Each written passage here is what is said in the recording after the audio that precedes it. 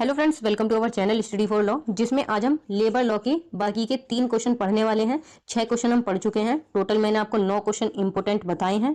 ठीक है, तो अब शुरू करते हैं। Question number 7। काफी लोगों का मैसेज आ रहा था कि मैडम कहाँ हो, कब पढ़ाओगी, कब इसको कंप्लीट कराओगी, जिंदा हो या नहीं हो। अरे जिंदा हूँ, मैं तैयारी करा रही हूँ, नोट्स बना रही थी। ठीक है, सारा ही सिलेबस जल्द ही मैं कवर करा दूंगी। ठीक है, तो पढ़ते हैं क्वेश्चन नंबर 7, जो है व्यापार संघ के पंजीकरण तथा मान्यता की प्रक्रिया का वर्णन कीजिए।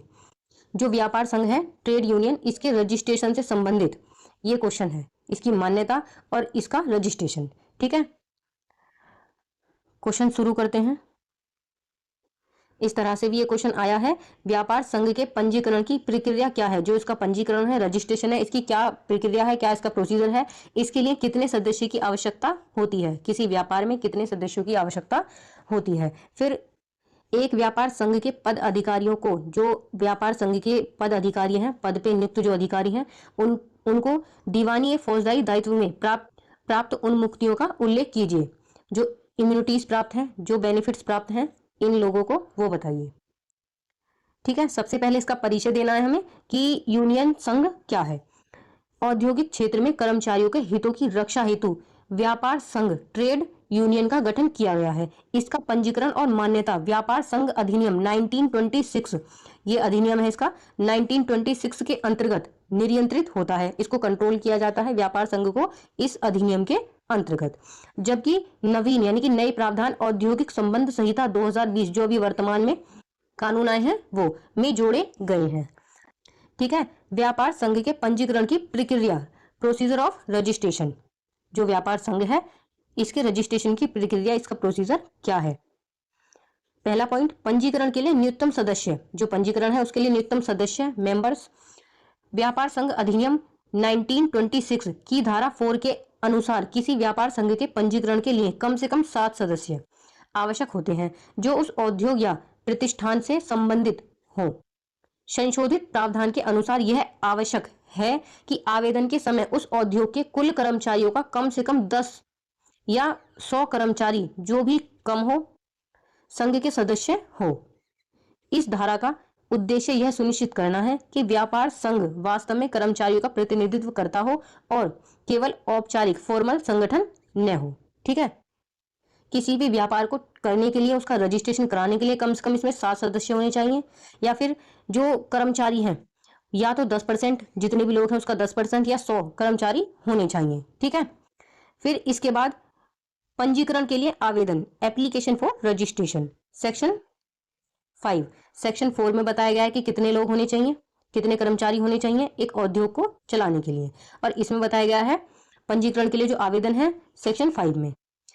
धारा 5 के अंतर्गत व्यापार संघ के सदस्य ट्रेड यूनियन रजिस्ट्रार के समक्ष एक लिखित आवेदन प्रस्तुत करते हैं। इस आवेदन में निम्नलिखित विवरण देना आवश्यक है। जो भी वो आवेदन प्रस्तुत करेंगे रजिस्ट्रार के ऑफिस में, वहां पर ये सारी चीजें उसमें होनी चाहिए। व्यापार संघ का नाम, जो भी व्यापार संघ है उसका नाम, उसके प्रधान कार्यालय, हेड ऑफिस का नाम, जहां पर भी उसका हेड ऑफिस है, पद अधिकारियों के नाम, आयु, व्यवसाय और पते। जो भी पद अधिकारी होंगे उनके नाम होने चाहिए उसमें, उस विवरण में। उनकी आयु होनी चाहिए, उनके पते होने चाहिए, यानी कि उनका एड्रेस। यदि व्यापार संघ 1 वर्ष से अधिक समय से कार्य कर रहा है तो उसकी आय व्यय यानी कि उसकी फाइनेंशियल स्टेटमेंट का विवरण भी देना आवश्यक होता है। इस धारा का उद्देश्य रजिस्ट्रार को पूर्ण जानकारी प्रदान करना है, ताकि वह उचित निर्णय ले सके। कोई भी व्यापार संघ है, कोई भी कार्य शुरू कर रहा है, तो उसको उसका रजिस्ट्रेशन कराना चाहिए। कम से कम 7 सदस्य होने चाहिए। आवेदन के लिए जो एप्लीकेशन है वो धारा 5 में दी जाती है, जिसमें ये सारी चीजें होनी चाहिए। जो भी विवरण, वो लिखित विवरण देंगे रजिस्ट्रार ऑफिस में। और इसका मुख्य उद्देश्य है कि रजिस्ट्रार को जानकारी प्रदान कराना कि आप इस कार्य को कर रहे हो, यहां पर कर रहे हो, इतने लोग हैं, सारी चीजें। ठीक है, फिर है नेक्स्ट पॉइंट इसका, व्यापार संघ के नियम। ये भी प्रोसीजर चल रहा है, जो व्यापार संघ के रजिस्ट्रेशन का प्रोसीजर है वो। अब धारा 6 सेक्शन 6 के अनुसार प्रत्येक व्यापार संघ के पास लिखित रूप से नियम एवं उपनियम, रूल एंड रेगुलेशंस होना अनिवार्य है। इन नियमों में निम्नलिखित बातें शामिल होती हैं, जैसे संघ के उद्देश्य, जो भी संघ होगा उसका उद्देश्य क्या है, सदस्यता प्राप्त करने की शर्तें, कोई भी संघ है, कोई भी कार्य हो रहा है वहां पे, उसमें सदस्य प्राप्त करने की क्या शर्तें हैं, सदस्यता शुल्क, और पद अधिकारियों का चुनाव और कार्यकाल। कि उनका कार्यकाल कब तक का रहेगा। फिर संघ की निधि, फंड्स का उपयोग कि उसमें कितना फंड्स लगाया जा रहा है, कितने पैसे लगाए जा रहे हैं, खातों का लेखा जोखा, ऑडिट, सारी चीजें उसमें होनी चाहिए। ठीक है, ये बताई गई है सेक्शन 6 में। इस धारा का उद्देश्य संघ के संचालन में पारदर्शिता यानी कि ट्रांसपेरेंसी और अनुशासन बनाए रखना है।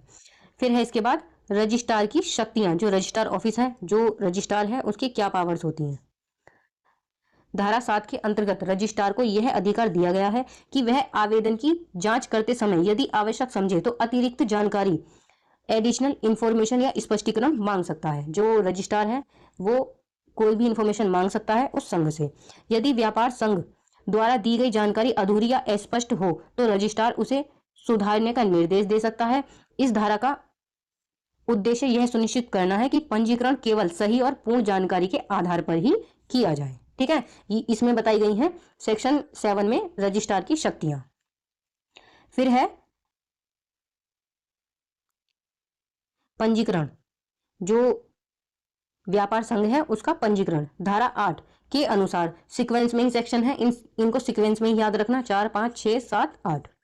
ठीक है, धारा 8 के अनुसार जब रजिस्ट्रार इस बात से संतुष्ट हो जाता है कि व्यापार संघ ने सभी कानूनी शर्तों का पालन किया है तो वह व्यापार संघ को पंजीकरण प्रमाण पत्र यानी कि सर्टिफिकेट ऑफ रजिस्ट्रेशन जारी करता है। यह प्रमाण पत्र व्यापार संघ के लिए एक अंतिम और निर्णायक साक्ष्य होता है कि उसका पंजीकरण विधिवत रूप से हो गया है। इस धारा के अंतर्गत पंजीकरण प्राप्त करने के बाद व्यापार संघ को एक कानूनी व्यक्तित्व, लीगल स्टेटस प्राप्त हो जाता है। अब कोई भी उद्योग चालू किया जाता है या फिर कोई भी कंपनी चालू की जाती है या फिर कोई भी फर्म चालू की जाती है तो उसको एक लीगल व्यक्तित्व यानी कि लीगल स्टेटस प्राप्त होना आवश्यक है। ठीक है, और ये सारी कंडीशन है कि कैसे कैसे उसको एक लीगल स्टेटस प्राप्त होगा, एक कानूनी अधिकार प्राप्त होगा अपने व्यापार को करने के लिए। ठीक है, फिर है इसके बाद व्यापार संघ की मान्यता। अभी हमने प्रोसीजर पढ़ लिया, अब है इसकी मान्यता। व्यापार संघ अधिनियम 1926 में व्यापार संघ की मान्यता के लिए कोई स्पष्ट वैधानिक प्रावधान नहीं था, जिसके कारण नियोक्ता जो एम्प्लॉयर है किस संघ को कर्मचारियों का प्रतिनिधि माने यह स्पष्ट नहीं रहता था। इस कमी को दूर करने के लिए औद्योगिक संबंध संहिता 2020 में मान्यता से संबंधित स्पष्ट नियम बनाए गए। जो कर्मचारियों को रिप्रेजेंट करने के लिए एक संघ बनाया जाता है, ये स्पष्ट नहीं था तब कि वो किस संघ को माने कि ये इन कर्मचारियों को रिप्रेजेंट कर रहा है, ऐसा कोई प्रावधान नहीं था। लेकिन 2020 में जो औद्योगिक संबंध संहिता आई है इसमें कुछ नियम दिए गए हैं। ठीक है, जैसे कि किसी उद्योग में 1000 लोग हैं तो इन 1000 लोगों को कौन रिप्रेजेंट करेगा, इनकी बातों को, इनके अधिकारों को कौन रखेगा ऊपर। अब ये 1000 लोग तो जा नहीं सकते कि ये सारी 1000 लोग जाएंगे और अपनी बातों को रखेंगे, ऐसे तो हड़ताल हो जाएगी, तालाबंदी हो जाएगी, है ना, बहुत सारी चीजें हो जाएंगी। तो इसीलिए एक संघ की नियुक्ति की जाती है जो इन लोगों को रिप्रेजेंट करते हैं आगे। तो पहले ऐसा कोई प्रावधान नहीं था, लेकिन 2020 में जो ये अधिनियम आया इसके अंतर्गत कुछ प्रावधान आए हैं। ठीक है, जैसे नए कानून के अनुसार यदि किसी प्रतिष्ठान, किसी उद्योग में किसी एक व्यापार संघ के सदस्य कुल कर्मचारियों के 51% या उससे अधिक हैं तो उस संघ को एकमात्र वार्ताकार संघ के रूप में मान्यता दी जाएगी। इसका अर्थ है कि वही संघ नियोक्ता के साथ कर्मचारियों की ओर से बातचीत करेगा, कर्मचारियों की ओर से बातचीत करेगा। एक संघ बनाया जाएगा, उस संघ में 1 लोग भी हो सकते हैं, 10 लोग भी हो सकते हैं, अदर और ज्यादा भी लोग हो सकते हैं, जो इन लोगों को रिप्रेजेंट करेगा नियोक्ता के सामने। ठीक है, सभी श्रमिकों का प्रतिनिधित्व करेगा यानी कि रिप्रेजेंट करेगा।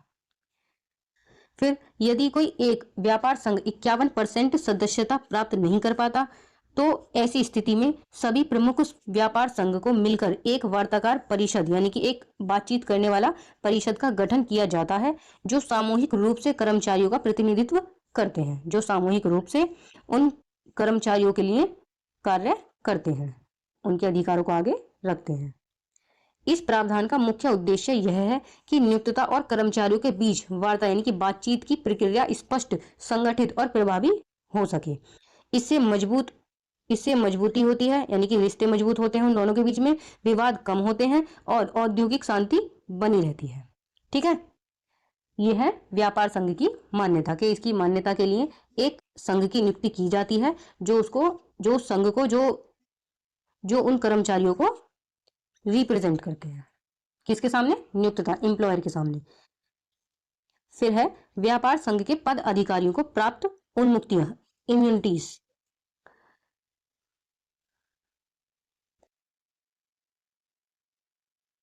व्यापार संघ अधिनियम 1926 के अंतर्गत व्यापार संघ के पद अधिकारियों को उनके वैध कार्यों के लिए कुछ विशेष दीवानी, जिसे कहते हैं सिविल, फौजदारी, क्रिमिनल दायित्वों से उन्मुक्ति, यानी कि कुछ उन्हें पावर दी गई हैं जिससे कि वो अपने काम को स्वतंत्र रूप से कर सकें। ठीक है, फ्रीली उन काम को कर सकें, तो उन्हें कुछ पावर दी गई हैं। क्या है वो पावर? फौजदारी दायित्व से उन्मुक्ति, क्रिमिनल इम्यूनिटी, जो है सेक्शन 17 में। धारा 17 के अनुसार यदि व्यापार संघ के पद अधिकारी या सदस्य किसी औद्योगिक विवाद के संबंध में कोई कार्य करते हैं तो उन्हें आपराधिक षड्यंत्र के आरोप से उन्मुक्ति प्राप्त होती है। अगर वो किसी उद्योग के लिए कोई कार्य कर रहे हैं और वो सही कार्य है तो ये नहीं कहा जाएगा कि उन्होंने कोई आपराधिक षड्यंत्र किया है। अर्थात यदि वे सामूहिक रूप से अपने हितों की रक्षा के लिए कार्य करते हैं तो केवल इस आधार पर कि उन्होंने मिलकर कोई योजना बनाई है उन्हें अपराधी नहीं ठहराया जाएगा। अगर वो अपनी हितों की रक्षा के लिए या फिर उद्योग के हितों की रक्षा के लिए कोई कार्य करते हैं, कोई योजना बनाते हैं, तो उन्हें अपराधी नहीं ठहराया जाएगा। लेकिन यह उन्मुक्ति केवल वैध कार्यों तक सीमित है। कोई लीगल वर्क होनी चाहिए, इलीगल वर्क नहीं होने चाहिए। यदि कोई हिंसा, बल प्रयोग या अवैध कार्य किया जाता है तो यह उन्मुक्ति लागू नहीं होगी, उनको इसका बेनिफिट नहीं मिलेगा। इसके लिए उन्हें फिर पनिशमेंट मिल सकती है। फौजदारी बताई थी धारा 17 में और सिविल है धारा 18 में। सिविल दायित्व धारा 18 के अंतर्गत व्यापार संघ के पद अधिकारियों और सदस्यों को दीवानी दायित्व, सिविल लायबिलिटी से उन्मुक्ति दी गई है, उन्हें कुछ छूट दी गई है सिविल दायित्व में। इसके अनुसार यदि वे किसी कोई औद्योगिक विवाद हो रहा है उसके दौरान किसी अनुबंध, किसी कॉन्ट्रैक्ट के उल्लंघन के लिए प्रेरित करते हैं, किसी कॉन्ट्रैक्ट को तोड़ते हैं जैसे कि हड़ताल के लिए, तो उनके विरुद्ध सिविल लिखा हुआ है, ये सिविल वाद नहीं चलाया जा सकता। ठीक है, फिर है एक उदाहरण। यदि व्यापार संघ, जो एक व्यापार संघ है, कर्मचारियों को हड़ताल के लिए प्रेरित करता है, एक संघ बनाया गया है जो कर्मचारियों को रिप्रेजेंट करता है और उन्होंने उन्हीं कर्मचारियों को हड़ताल के लिए प्रेरित किया है जिससे नियोक्ता को नुकसान होता है, यानी कि अगर नियोक्ता को उससे नुकसान होता है तो भी केवल इसी आधार पर उन पर मुकदमा नहीं किया जा सकता। लेकिन यह उन्मुक्ति केवल गुड फेथ और वैध कार्यों तक सीमित है। अगर आप किसी वैध कार्य के लिए हड़ताल करवा रहे हैं, जो संघ है वो किसी वैध कार्य के लिए ऐसा करवाता है, गुड फेथ में ये चीजें करवाता है, तो उनको सजा नहीं मिलेगी। ठीक है, और अगर फिर है इसका निष्कर्ष। अतः व्यापार संघ के पद अधिकारियों को दी गई दीवानी फौजदारी उन्मुक्तियां उनके वैध कार्यों के संरक्षण हेतु अत्यंत महत्वपूर्ण है। ये उन्मुक्तियां उन्हें बिना भय के कर्मचारियों के हितों की रक्षा करने में सक्षम बनाती है। कि नहीं, जो संघ बनाया गया है, याद रखना इस बात को, जो संघ बनाया गया है कर्मचारियों के लिए, उस संघ के बारे में बात हो रही है। हालांकि वे केवल वैध और सद्भावनापूर्ण कार्यों तक ही सीमित है। इस प्रकार व्यापार संघ अधिनियम श्रमिकों को अधिकारों और औद्योगिक संतुलन को बनाए रखने में महत्वपूर्ण भूमिका निभाता है। ठीक है, फिर पढ़ लेते हैं हम इसके कीवर्ड से थोड़ा सा और अच्छे से आपको समझ में आ जाएगा। जो इसके सेक्शन है वो समझ में आ जाएंगे, वो याद करने में भी हेल्पफुल रहेंगे।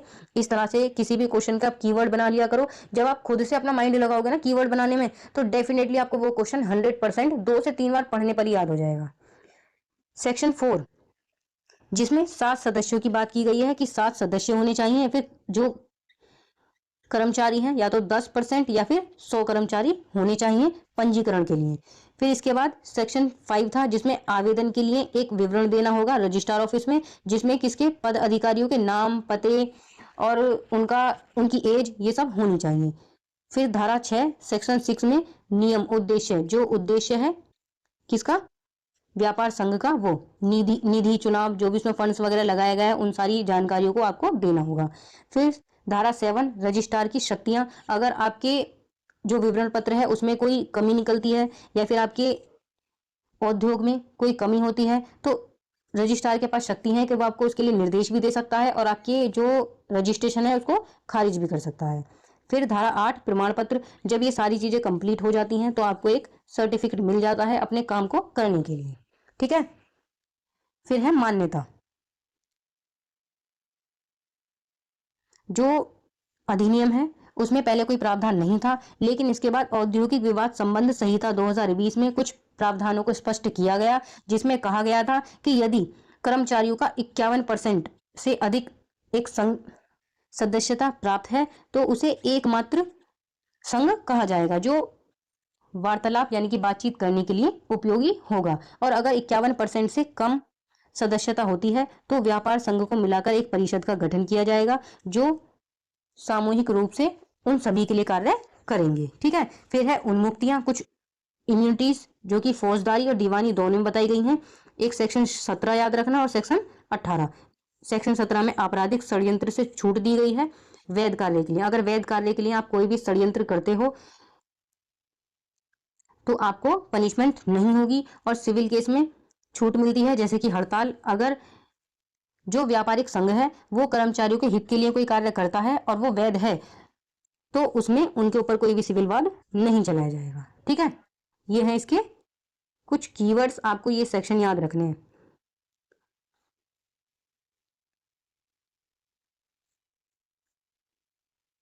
अब पढ़ते हैं हम नेक्स्ट क्वेश्चन, क्वेश्चन नंबर 8।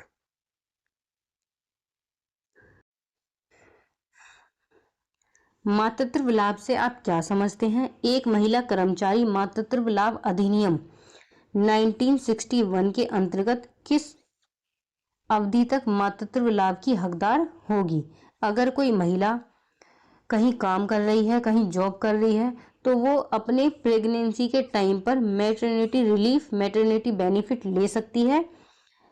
वो किस अवधि तक होगा ये बताना है। इसके लिए एक अधिनियम भी है, मैटरनिटी बेनिफिट एक्ट 1961। इसके अंतर्गत एक महिला को लाभ दिए जाते हैं जब वो प्रेग्नेंट होती है। ठीक है, यही क्वेश्चन इस तरह से भी आया है कि मातृत्व लाभ अधिनियम 1961 के अंतर्गत उल्लंघन के लिए नियुक्तता पर क्या दंड है? अगर वो इन नियमों का उल्लंघन करता है, उसको छुट्टी नहीं देता है या फिर कुछ और रीजन हो सकते हैं, उसका जो बकाया है, जो उसकी सैलरी है वो नहीं देता है, तो उसके उल्लंघन के लिए नियुक्तता जो एम्प्लॉयर है उसको क्या पनिशमेंट मिलेगी? मातृत्व लाभ अधिनियम 1961 के अंतर्गत महिला की मृत्यु की स्थिति में भुगतान के क्या प्रावधान है? अगर उस महिला की मृत्यु हो जाती है तो उसको क्या लाभ मिलेंगे ये बताना है। ठीक है, तो ये जो तीनों क्वेश्चन हैं उनका आंसर आपको इसी एक वीडियो में मिल जाएगा। आपको इनमें से मतलब आपसे इनमें से कुछ भी पूछा जाए, या तो ये क्वेश्चन पूछा जाए, ये क्वेश्चन पूछा जाए, ये क्वेश्चन पूछा जाए, आप इसी पूरे क्वेश्चन को लिख सकते हो। ठीक है,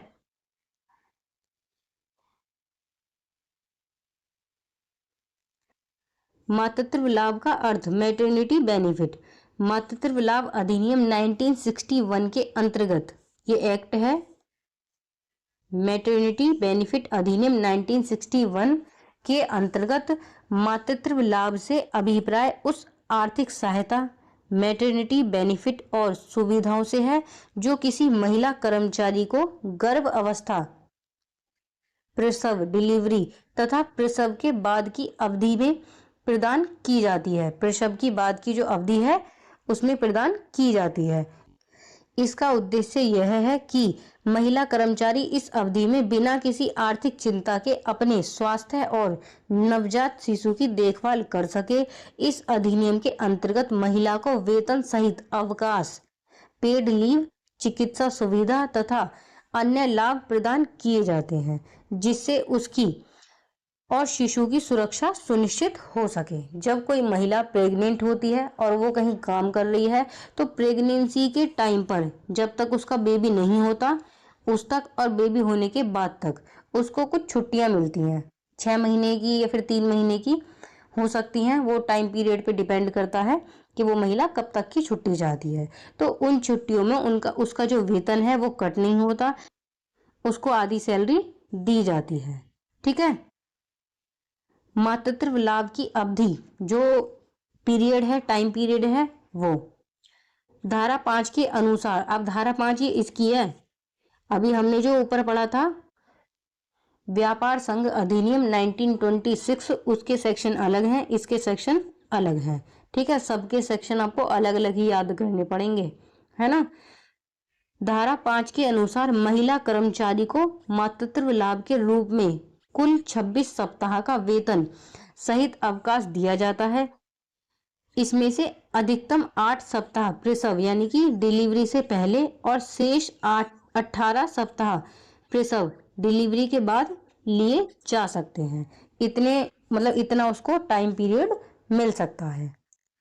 यदि महिला के पहले से 2 या अधिक बच्चे हैं तो उसे केवल 12 सप्ताह का मातृत्व लाभ मिलेगा। 12 सप्ताह मतलब 3 महीने। एक महीने में 4 सप्ताह होते हैं, मतलब कि 4 हफ्ते, तो 3 चौक 12, 3 महीने का उसको लाभ मिल सकता है। गोद लेने, अगर वो महिला बच्चे को गोद लेती है या फिर सरोगेसी कराती है, उस स्थिति में लगभग 12 सप्ताह यानी कि 3 महीने का लाभ दिया जाता है। इस प्रकार अधिनियम महिला को पर्याप्त समय और सुरक्षा प्रदान करता है। उल्लंघन होने पर दंड, अगर इस अधिनियम का उल्लंघन किया जाता है किसके द्वारा, एम्प्लॉयर द्वारा, तो उसको पेनल्टी, उसको पनिशमेंट मिल सकती है। धारा 21 के अनुसार यदि नियोक्ता इस अधिनियम के प्रावधानों का उल्लंघन करता है, जैसे मातृत्व लाभ देने से इनकार करना या महिला को अवैध रूप से नौकरी से हटाना, तो उस पर दंड लगाया जा सकता है। इस दंड में 3 माह से 1 वर्ष तक का कारावास, उस एम्प्लॉय को जुर्माना, फाइन भी दिया जा सकता है, दोनों शामिल हो सकते हैं। इसका उद्देश्य नियोक्ताओं को कानून का पालन करने के लिए बाध्य करना है। ठीक है।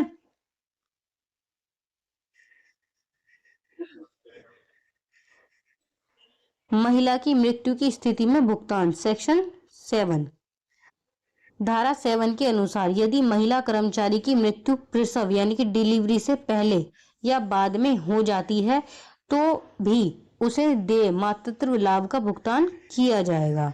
अगर किसी महिला की डिलीवरी से पहले या फिर डिलीवरी के बाद मृत्यु हो जाती है तो भी उसको लाभ दिया जाएगा।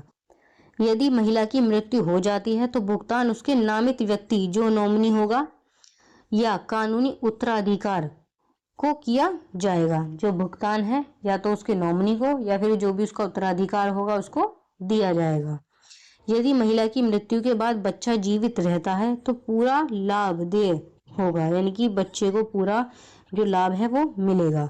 यदि बच्चा भी मर जाता है तो केवल मृत्यु तक की अवधि तक का लाभ दिया जाएगा।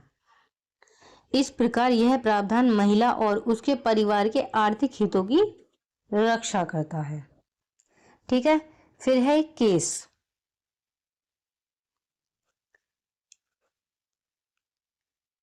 बी साहब बनाम पीठासीन अधिकारी श्रम न्यायालय 1977 का एक केस है। इस मामले में एक महिला कर्मचारी ने मातृत्व लाभ मैटरनिटी बेनिफिट के तहत वेतन की मांग की। नियोक्ता ने उसका वेतन केवल कार्य किए गए दिनों के आधार पर देने की बात कही और साप्ताहिक अवकाश जैसे रविवार को शामिल नहीं किया। इससे विवाद उत्पन्न हुआ कि मातृत्व लाभ की गणना कैसे की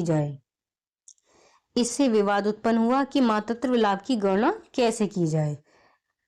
प्रमुख प्रश्न यह था कि क्या मातृत्व लाभ की गणना में साप्ताहिक अवकाश जो वीकली हॉलीडेज होते हैं, सैटरडे संडे, सेकेंड सैटरडे और फोर्थ सैटरडे और संडे को शामिल किया जाएगा या नहीं, और एवरेज डेली वेजेस का सही अर्थ क्या है। न्यायालय का निर्णय। सर्वोच्च न्यायालय ने यह निर्णय दिया कि मातृत्व लाभ अधिनियम 1961 एक कल्याणकारी कानून है, इसलिए इसकी व्याख्या व्यापक रूप से की जानी चाहिए। न्यायालय ने कहा कि साप्ताहिक अवकाश भी वेतन की गणना में शामिल होंगे। जो सैटरडे संडे है वो भी उसमें शामिल होनी चाहिए क्योंकि वे कार्य के निरंतरता का हिस्सा है। इसलिए महिला को मातृत्व अवधि में पूर्ण वेतन का लाभ मिलना चाहिए। ठीक है। ये एक केस है। इसमें एक महिला थी जिसने अपने मैटरनिटी बेनिफिट के तहत वेतन की मांग की थी, जिसमें कि नियोक्ता जो एम्प्लॉयर था उसने कहा कि वो केवल उतने दिनों का उसको पैसा देगा जितने दिन उसने कार्य किया है। उसमें जो उसके संडे मंडे है, सॉरी सैटरडे संडे है, उसका वो वेतन नहीं देगा। ये फिर कोर्ट में गया केस, न्यायालय ने निर्णय दिया कि इसमें सैटरडे और संडे भी शामिल होना चाहिए। ठीक है, उसे पूरा लाभ देना चाहिए। फिर आते हैं इसके निष्कर्ष पे। मातृत्व लाभ अधिनियम 1961 महिला कर्मचारियों के स्वास्थ्य, सुरक्षा और आर्थिक हितों की रक्षा करने वाला एक महत्वपूर्ण सामाजिक कल्याण कानून है। इसके अंतर्गत महिला को प्रसव के दौरान वेतन सहित अवकाश, सुरक्षा और अन्य सुविधाएं प्रदान की जाती हैं। नियोक्ता द्वारा उल्लंघन करने पर दंड का भी स्पष्ट प्रावधान किया गया है। साथ ही न्यायालय ने विशेषकर B Saha versus presiding officer labour code 1977 इस अधिनियम की आदर व्याख्या कर महिलाओं के अधिकारों को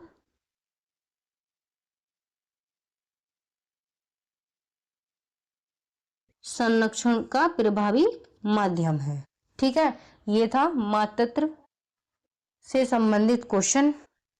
अब देख लेते हैं इसके कीवर्ड्स जो कि थोड़े से ही हैं।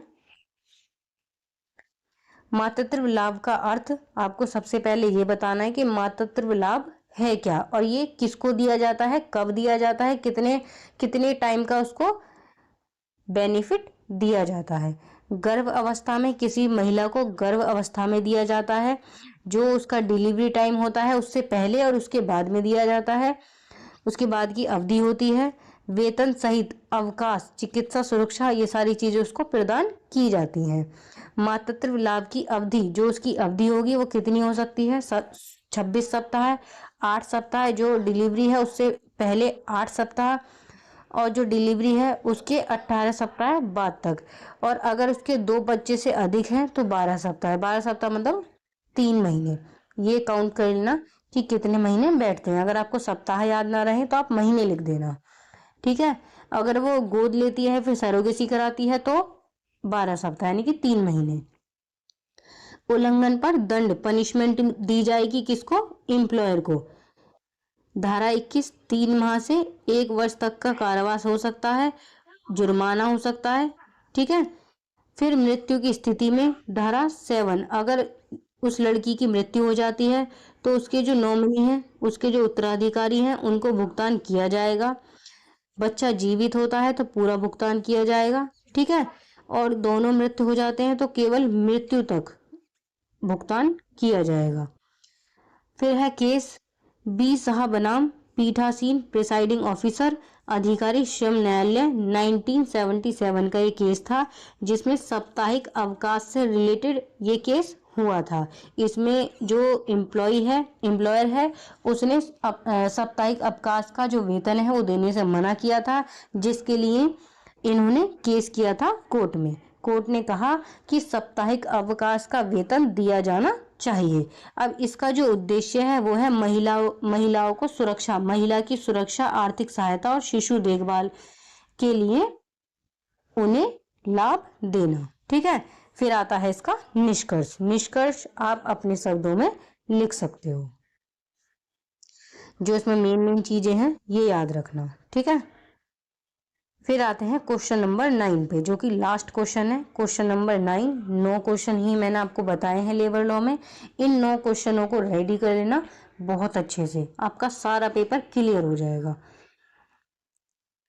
वेतन भुगतान अधिनियम 1936 में वेतन के निर्धारण एवं वेतन से कटौतियों से संबंधित प्रावधानों को बताइए। अब ये वेतन भुगतान अधिनियम बनाया गया है कर्मचारियों के लिए कि अगर कर्मचारियों का अननेसेसरी, बिना मतलब अनावश्यक उनका वेतन काट लिया जाता है, बिना किसी रीजन के उनको सैलरी कम दी जाती है, तो उसके लिए ये एक्ट बनाया गया है। ठीक है, इसको मजदूरी भुगतान अधिनियम भी कहा गया है। वेतन भुगतान अधिनियम और मजदूरी भुगतान अधिनियम 1936 के अंतर्गत अनाधिकृत कटौतियों के मामलों के निस्तारण की व्याख्या कीजिए। ये एक्ट है पेमेंट ऑफ वेगर्स एक्ट 1936। फिर मजदूरी अधिनियम 1936 के अंतर्गत नियोक्ता द्वारा कर्मचारी की मजदूर से कौन कौन सी कटौतियां की जा सकती हैं, ये है क्वेश्चन।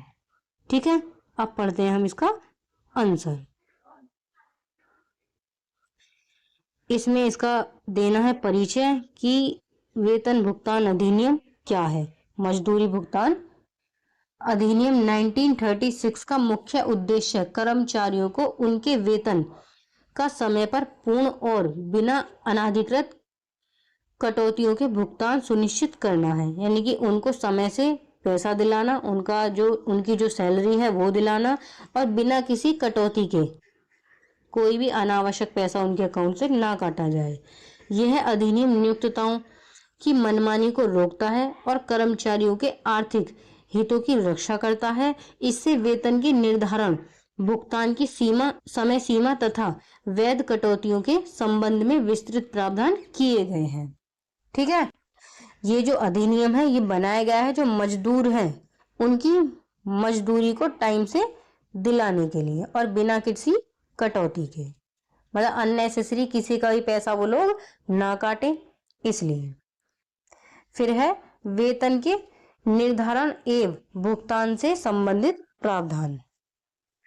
मजदूरी भुगतान अधिनियम 1936 की धारा 3 के अनुसार प्रत्येक नियोक्ता यानी कि एम्प्लॉयर, एक होता है एम्प्लॉयर, एक होता है एम्प्लॉय। एम्प्लॉय को कहते हैं कर्मचारी और एम्प्लॉयर को कहते हैं नियोक्ता। नियोक्ता मतलब नियुक्त करने वाला और एम्प्लॉय मतलब कार्य करने वाला, जो वहाँ किसी उद्योग में, किसी कंपनी में, किसी फैक्ट्री में काम करता है वो व्यक्ति, उसी के वेतन की बात कर रहे हैं हम, है ना। प्रत्येक नियोक्ता का यह दायित्व है कि वह कर्मचारियों को उनका वेतन निर्धारित समय पर और पूर्ण रूप से भुगतान करे। यह जिम्मेदारियां व्यक्तिगत रूप से नियोक्ता या उसके अधिकृत प्रतिनिधि की होती है। जो भी कोई नियुक्त कर रखा है नियोक्ता ने पैसा देने के लिए, उसकी और एम्प्लॉय की, इन दोनों की जिम्मेदारी होती है कि वो कर्मचारियों का भुगतान टाइम से करें। मजदूरी भुगतान अधिनियम 1936 की धारा 4 के अंतर्गत वेतन अवधि निर्धारित की गई है जो 1 माह से अधिक नहीं हो सकती। इसका उद्देश्य यह है कि कर्मचारियों को नियमित अंतराल पर वेतन मिलता रहे और उन्हें आर्थिक कठिनाई का सामना न करना पड़े। फिर है इसके बाद धारा 5।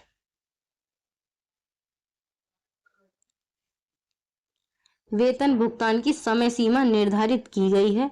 यदि किसी प्रतिष्ठान, किसी उद्योग में 1000 से कम कर्मचारी हैं तो वेतन 7 दिन के भीतर, और यदि 1000 से अधिक कर्मचारी हैं तो वेतन 10 दिन के भीतर भुगतान करना अनिवार्य है। यदि नियोक्ता इस समय सीमा का पालन नहीं करता तो यह अधिनियम का उल्लंघन माना जाएगा। जो भी भुगतान है कर्मचारियों का वो टाइम से हो जाना चाहिए, चाहे तो आप मंथ के एंड के 7 दिन के भीतर करो या फिर 10 दिन के अंदर। ठीक है, फिर है सेक्शन 6 धारा 6 के अनुसार वेतन का भुगतान प्रचलित मुद्रा, कैश, चेक या बैंक खाते में किया जा सकता है। वर्तमान समय में अधिकतर भुगतान बैंक के माध्यम से किया जाता है, जिससे पारदर्शिता यानी कि ट्रांसपेरेंसी बनी रहती है, प्रूफ भी रहता है कि उन्होंने पेमेंट किया है या नहीं किया है। फिर है इसके बाद वेतन से कटौतियां।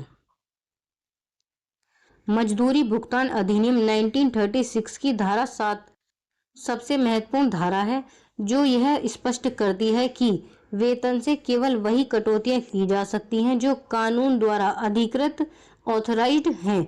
नियोक्ता अपनी इच्छा से किसी भी प्रकार की कटौती नहीं कर सकता। जो पीएफ वीएफ करता है उसी में पैसा कर सकता है, अदरवाइज कोई अपनी मर्जी से वो लोग किसी भी चीज का पैसा नहीं काट सकते। धारा 8 के अनुसार नियोक्ता कर्मचारी पर जुर्माना लगा सकता है, लेकिन यह केवल उन कार्यों के लिए होना चाहिए जो पहले से निर्धारित हों और इसकी सूचना कर्मचारियों को दी गई हो। ठीक है, कोई पेनल्टी वगैरह लगाना है, फिर कोई चार्ज है, तो उसके तहत आप पैसा काट सकते हो, लेकिन कर्मचारियों को उसके बारे में पता होना चाहिए। ठीक है। फिर है सेक्शन 9, धारा 9 के अनुसार यदि यदि कर्मचारी बिना अनुमति के अनुपस्थित रहता है, जो कर्मचारी है वो उन्हें बिना बताए अनुपस्थित अब्सेंट रहता है, तो उसके वेतन से अनुपस्थिति के अनुपात में कटौती की जा सकती है। अगर वो अब्सेंट रहता है बिना इंफॉर्मेशन दिए, तो उसकी अब्सेंट के लिए पैसा काटा जा सकता है। फिर है धारा 10, यदि कर्मचारी की लापरवाही या गलती से नियोक्ता को किसी प्रकार की हानि नुकसान होता है, तो उस नुकसान की भरपाई के लिए वेतन से कटौती की जा सकती है। ठीक है। फिर धारा 11, यदि नियोक्ता कर्मचारी को आवास या अन्य सुविधाएं प्रदान करता है, तो उसके बदले वेतन से कटौती की जा सकती है। धारा 12 के अंतर्गत यदि कर्मचारी ने नियोक्ता से कोई अग्रिम, एडवांस या ऋण लिया है, तो उसकी वसूली उसके वेतन से की जा सकती है। ठीक है। छोटे छोटे पॉइंट है, सेक्शन याद रखना और एक एक पॉइंट आप इसके आगे लिख सकते हो याद करने के उद्देश्य से। अगर आपको एक पॉइंट याद रहेगा तो आप पूरी लाइन बना सकते हो।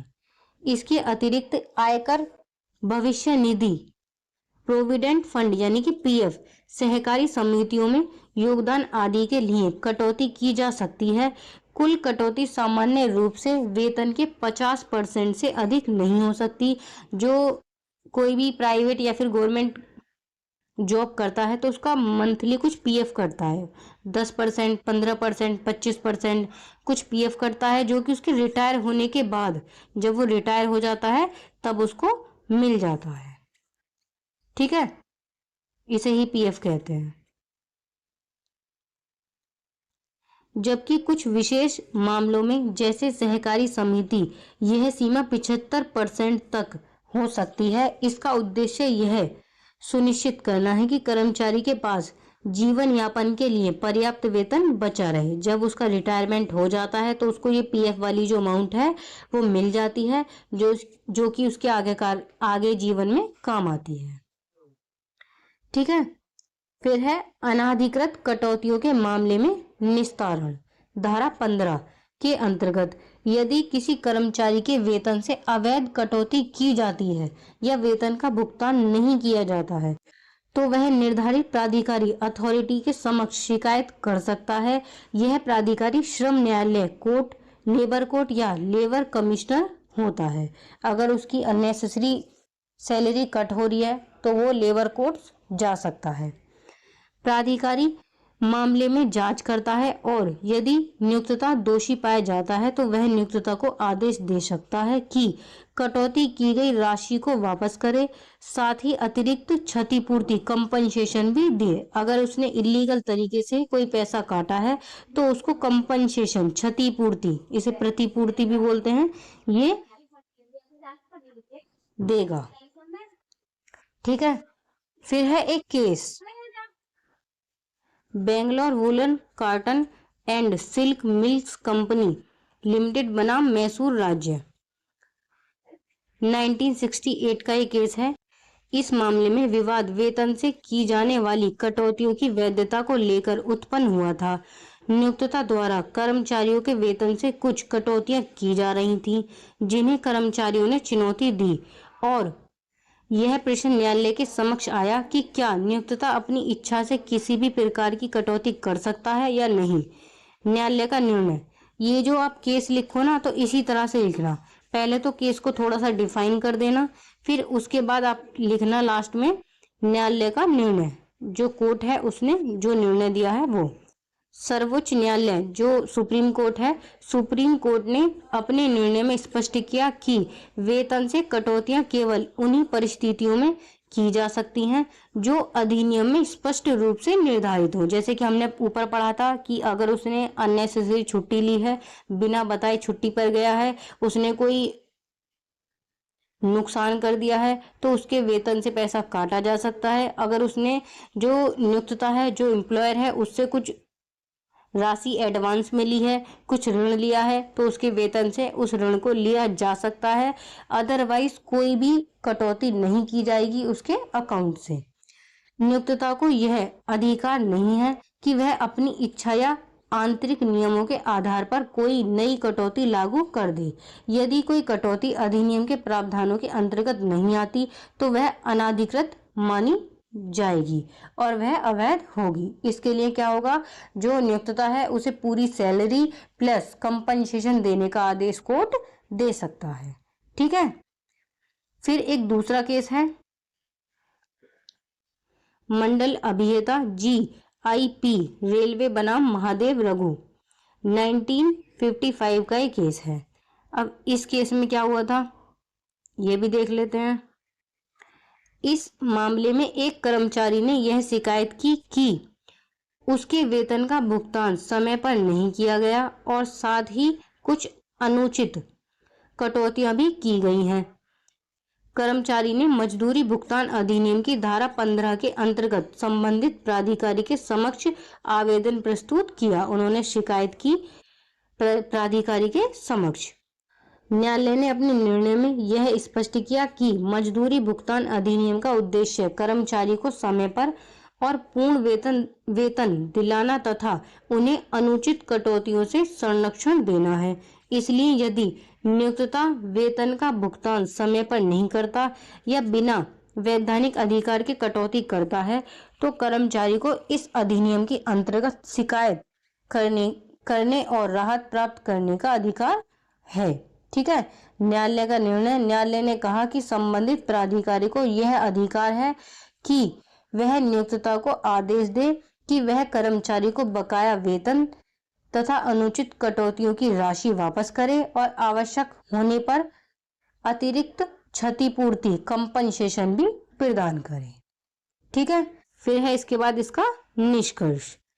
मजदूरी भुगतान अधिनियम 1936 कर्मचारियों के वेतन की सुरक्षा हेतु एक महत्वपूर्ण कानून है जो समय पर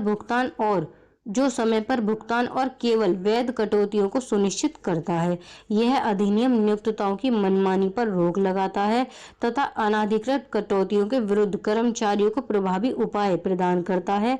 धारा 7 से 12 तक कटौतियों को नियंत्रित किया गया है। न्यायालय ने यह भी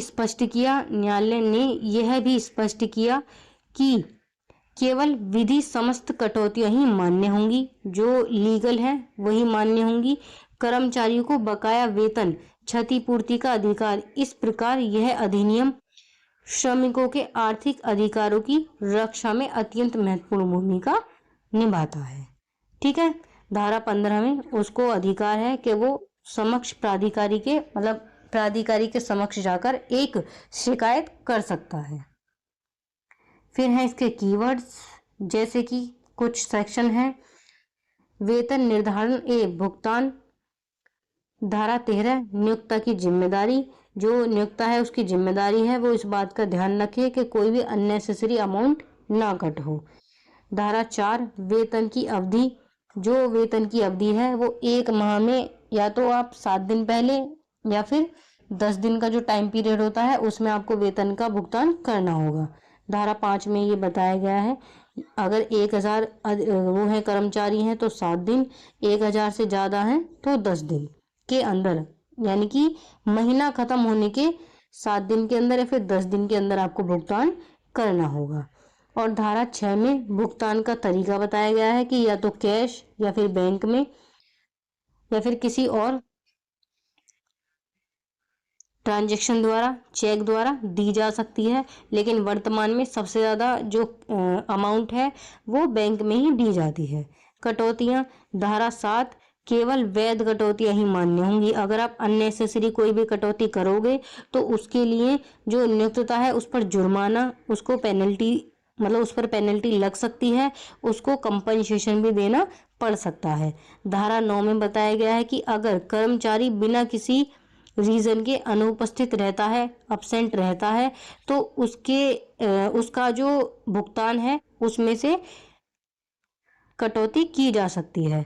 फिर धारा 10 नुकसान हानि। अगर कर्मचारी से कोई नुकसान होता है, उससे कोई हानि होती है नियोक्ता को, तो उसके लिए उसकी सैलरी से भुगतान किया जा सकता है, मतलब उसकी सैलरी से कटौती की जा सकती है। फिर धारा 11, आवास सुविधा, अगर कंपनी ने या फिर उद्योग ने या फिर फैक्ट्री ने उसको कोई रहने की सुविधा दी है या फिर किसी चीज की कोई सुविधा दे रहे हैं तो उसके वेतन से कट किया जा सकता है अमाउंट। धारा 12, अग्रिम ऋण, अगर उसने ऋण लिया है या फिर कोई पैसे एडवांस में लिए हैं तो उसकी सैलरी से कट हो सकते हैं। फिर है पीएफ टैक्स आदि, मतलब पीएफ में भी कुछ पैसा कटता है तो वो वैलिड होता है। ठीक है, लिमिट 50%, मैक्सिमम 75%। 50% से ज़्यादा आप पीएफ में पैसा नहीं काट सकते, कुछ परिस्थितियों में 75% हो सकता है, और ये सिर्फ होती है ताकि कर्मचारी का जो भविष्य है वो सुरक्षित रह सके। अनाधिकृत कटौतियाँ, धारा 15 में शिकायत कर सकता है, कहाँ? अथॉरिटी, लेबर कोर्ट या फिर लेबर कमिश्नर के पास। इसमें रेमेडी दी गई है कि पैसा वापस दिलाया जाएगा, क्षतिपूर्ति भी दिलाई जाएगी उनसे। ठीक है, फिर है इसके बाद case Bangalore woollen cotton and silk mills company limited बनाम मैसूर राज्य। फिर इसमें कहा गया है कि केवल वैध कटौती ही मान्य है, अगर इनवैलिड तरीके से आप, अवैध तरीके से आप कोई भी कटौती करोगे तो आपको पैसा वापस करना होगा, क्षतिपूर्ति देनी होगी। इसके बाद दूसरा केस है मंडल अभियंता जीआईपी रेलवे बनाम महादेव रघु 1955, वेतन प्लस कटौती, गलत तरीके से कोई कटौती की गई है तो पैसा वापस, कंपनसेशन। यही बात कही गई है, दोनों में थोड़ा बहुत अंतर है। ठीक है, इसके बाद हम वेरी शॉर्ट क्वेश्चन देखेंगे। इस वीडियो में वेरी शॉर्ट नहीं पढ़ा रही हूँ क्योंकि वीडियो बहुत बड़ी हो जाएगी। वेरी शॉर्ट कुछ ही क्वेश्चन है, वो भी जल्द ही कंप्लीट हो जाएंगे। और इसके बाद है इन्वायरमेंटल लॉ का पेपर। ठीक है, मिलते हैं इन्वायरमेंटल लॉ की वीडियोस में।